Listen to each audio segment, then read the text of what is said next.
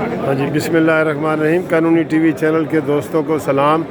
جیسا کہ آپ دیکھ رہے ہیں کہ اس وقت یہاں پہ بہت زیادہ رش ہے، ہزاروں کی تعداد میں وکلاء جو ہے وہ کھڑے ہیں اور ان کی آج بیل لگی ہوئی ہے جسٹس علی باقر نجفی صاحب کے پاس، اور ان کے ساتھ جو ججز ہیں وہ اپنا انوار الحق پنو صاحب۔ تو وکلاء کے ہم تاثرات دیکھتے ہیں، ان کی پوچھتے ہیں کہ کس کا قصور تھا، وہ کیا سمجھتے ہیں، ان کے کیا جذبات ہیں۔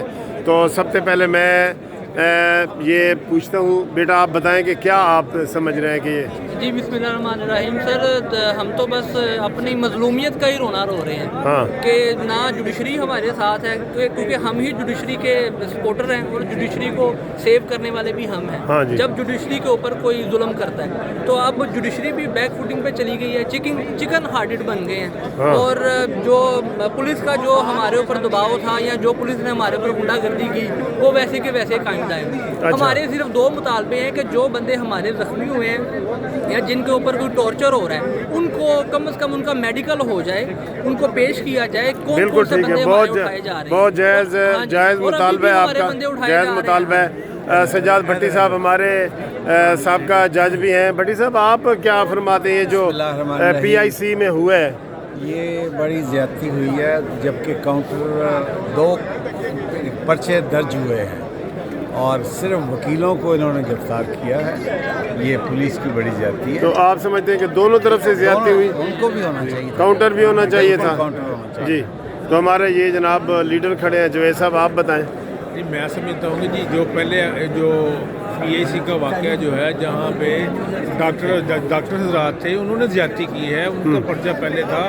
حکومت کو چاہیے تھا کہ نیوٹرل رہتے ہوئے جو پہلے ایف آئی آر ہوئی ہے ڈاکٹر جو ہیں جو اس میں نامزد تھے ان کو گرفتار کرتے، ان کو بھی اسی طرح وہ اپنا ٹیرس کورٹ میں جو پہلے ان کی گرفتاری نہیں ہوئی تو یہ واقعہ ہوا ہے، اور جو اس واقعے نے جو گرفتاری نہیں ہوئی تو پھر انہیں مجبوراً ایسا کرنا پڑا ہے۔ ٹھیک ہے، آپ جو ہیں یہ آپ کا ویو آ گیا، انشاءاللہ مزید کنٹینیو۔ ہاں جی، سید عاصم علی شاہ صاحب آپ بھی ادھر کھڑے ہیں وکلاء کی حمایت میں، آپ بتائیں۔ ہاں جی ملک صاحب، یہ جو کام ہو رہا ہے یہ کسی پلاننگ کے تحت ہو رہا ہے، صرف وکلاء کو ڈسگریس کرنے کے لیے کیا جا رہا ہے، اور کیونکہ یہ ایک ایسی طاقت بن رہی تھی کہ جنہوں نے پرویز مشرف کے سامنے سر اٹھایا تھا۔ بالکل ٹھیک۔ تو یہ آج اس طاقت کو 13 سال کے بعد اس طاقت کو ختم کرنے کے لیے، وہ کہتے ہیں نا ایک پنجابی دی مثال ہے کہ چوڑے نے ماریا تو چوڑے کو مار کھدی، ایک ہی برابر ہے۔ ڈاکٹروں سے ہماری کوئی لڑائی نہیں، ٹھیک ہے، ہمارے ساتھ زیادتی ہوئی ہے، ہم ہی اریسٹ ہوئے ہیں، ہم ہی مار کھا رہے ہیں اور ہم ہی سفر کر رہے ہیں۔ جناب میرا یہ چیف جسٹس پاکستان سے مطالبہ ہے کہ جو ایف آئی آر جس میں مدعی ایک وکیل ہے اس میں جو ملزمان ہیں ان کو گرفتار کروایا جلد سے جلد۔ Thank you. اچھا یہ اسٹارٹ جی رباب صاحب، یہ ڈاکٹر وکلاء کی لڑائی کے حوالے سے آپ کیا کہتی ہیں کہ کس کا قصور ہے، یہ بتا دیں۔ چلیں جی بالکل، آپ نے دیکھا ہوگا کہ جب پہلے دن ایک ویڈیو چلی تھی جب 3-4 وکیل ہاسپٹل میں گئے تھے ایک وکیل صاحب کی والدہ کو لے کے کہ ان کو ہارٹ کا مسئلہ تھا، اس کے لیے وہاں پہ جو بھی ظاہری سی بات ہے کہ ہمارا کوئی بھی پیارا، ہمارا کوئی بھی رشتہ دار بیمار ہوگا تو اس کو جب دیکھا نہیں جائے گا، اس کی جب ٹریٹمنٹ نہیں سٹارٹ کی جائے گی تو ہمیں تکلیف ہوگی۔ تو یہی وجہ تھی کہ وکیل صاحب جب وہاں پہ ڈاکٹروں کو ترلے منتیں کرتے رہے ہیں کہ میری والدہ کا چیک اپ کرو، وہ تکلیف میں ہے، وہ بیمار ہے۔ چلے وہ تو اب سب کو پتہ چل گیا۔ اعتزاز حسن نے جو بیان دیا اس کے بارے میں آپ کیا کہتے ہیں؟ بالکل، یہ سب میرے خیال میں فصلی بٹیرے ہوتے ہیں جو کہ جب مفاد ہوتا ہے تو یہ نکل آتے ہیں اور جب مفاد ان کا ختم ہو جاتا ہے تو یہ لوگ چلے جاتے ہیں۔ پچھلی جب تحریک چلی تھی جس میں چیف صاحب کو معزول کیا گیا تھا، یہی سارے فصلی بٹیرے نکل آئے تھے، ان کا اس میں مفاد تھا، وابستہ تھا اس تحریک سے۔ یہ جو ہماری کالے کوٹ کی لڑائی ہے، ہماری ینگ لائرز کی لڑائی ہے، اس میں ان کا مفاد وابستہ نہیں ہے۔ چودھری صاحب، یہ ڈاکٹر وکلاء کے حوالے سے ہم کر رہے ہیں اور اعتزاز نے جو بیان دیا اس حوالے سے بات یہ ہے کہ مجھے لگتا ہے کہ اعتزاز حسن صاحب کو پورے حالات کا شاید پتہ نہیں تھا یا اندازہ نہیں ہے، ورنہ اس طرح کا بیان نہ دیتے۔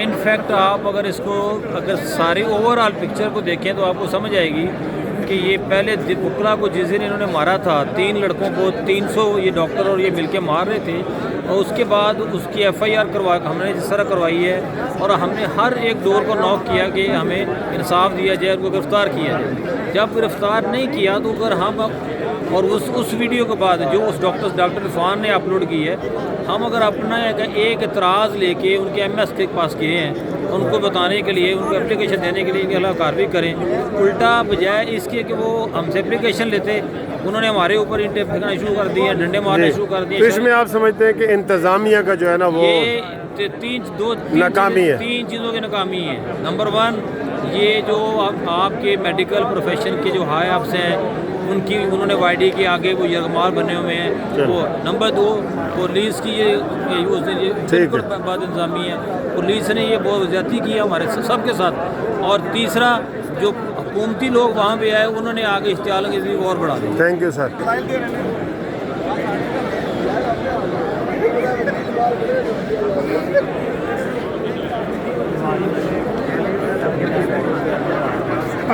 میں باہر چلا گیا۔